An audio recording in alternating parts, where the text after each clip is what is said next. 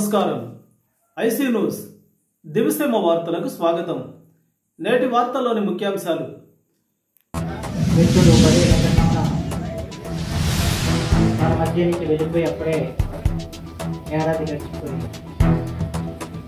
కానీ ఎందుకో కానీ నాకైతే రమణ అనేది ఇక్కడ మైండ్లోకి రావట్లేదు.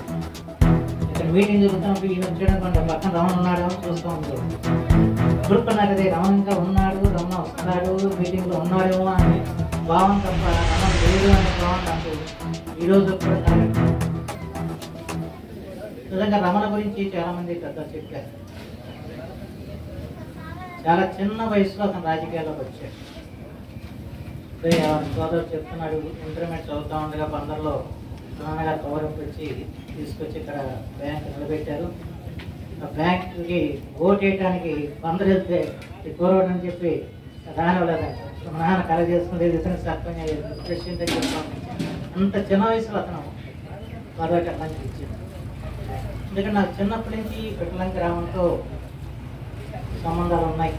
ఎందుకంటే మా నాన్నగారికి అవనిగడ్డ నియోజకవర్గంలో రాజకీయంగా అండగా నిలిచిన ఏకైక గ్రామం మాత్రం పెట్టలేదు. ఎన్ని ఎదురైన పరిస్థితి వచ్చినా కూడా ఈ ఊరు మాత్రం ఆయువు పట్టుకుని కాంగ్రెస్ పార్టీలో ఉన్నాయి. ఇదంతా ఈ గ్రామం కాంగ్రెస్కి పట్టుబొమ్మగా ఉంది. బడే శ్రీరాములు గారి దగ్గర తెలుసు. బడే శ్రీరాములు గారు, ఆ తర్వాత గోవిందరాజు గారు, ఆ తర్వాత రామ్ గోపాల్ గారి గీట్ దాటేవాళ్ళు కాదు ఈ ఊరు. ఇప్పుడు నాకు మీ ఇంటికి వెళ్ళి ఓట్లు అడిగే పరిస్థితి ఉండేది కదా. వచ్చేసి రామ్ గోపాల్ గారి దగ్గర ఇంటికాడ కూర్చోవడం, అందరూ పిలిపించడం, మాట్లాడటం, వెళ్ళిపోవడం. ఆ తర్వాత ఎన్నికలు జరిగిపోవడం, ఓట్లు రావటం ఇది జరుగుతూ ఉంది.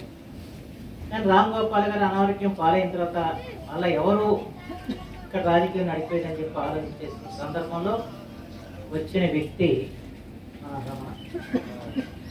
కానీ రమణలో ఉన్న విశిష్టమైన గుణాలు నాకు చాలామంది చెప్పారు.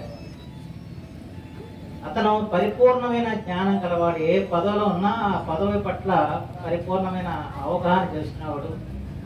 ప్రత్యేకించి సహకార వ్యవస్థకి ఆయన అందించిన సేవలు మాత్రం అనన్య సామాన్యం అని చెప్పి మాత్రం మనం చేస్తాం. ఎందుకంటే సహకార వ్యవస్థ మీద నాకు ఆనాడు కానీ ఈనాడు కానీ సదా ఉండేది కాదు. కానీ సహకార వ్యవస్థని క్షుణ్ణంగా పరిశీలించిన వ్యక్తి, సహకార వ్యవస్థలోనే లోటుపాట్లను ఎత్తిచూపగల వ్యక్తి, ఎత్తిచూపనే కాదు పరిష్కారం చెప్పగల శక్తి రమణకి మాత్రం ఉంది. ప్రత్యేకించి ఆయన పిల్లలు లేరు కానివ్వండి, ఆ సహకార వ్యవస్థను మాత్రం ఆయన పిల్లల్లాగానే తాకాడన్న విషయం మాత్రం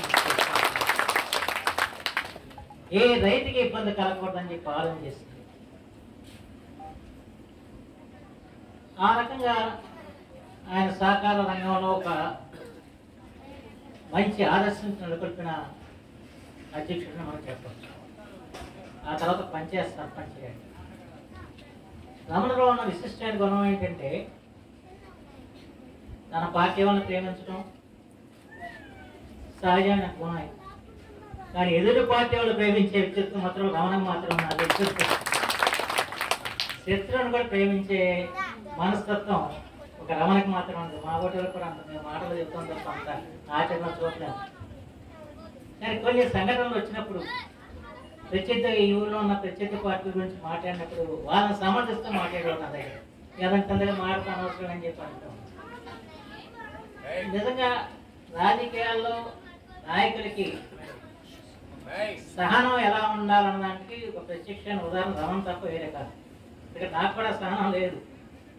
ఈ ఊరిలో వచ్చినప్పుడు కూడా 2 సార్లు అన్నది చూపడ్డానికి. కానీ రమణలో ఉన్న సహనం చాలా గొప్ప. ఎంత సహనం అంటే ఒకసారి రమణ ఏదో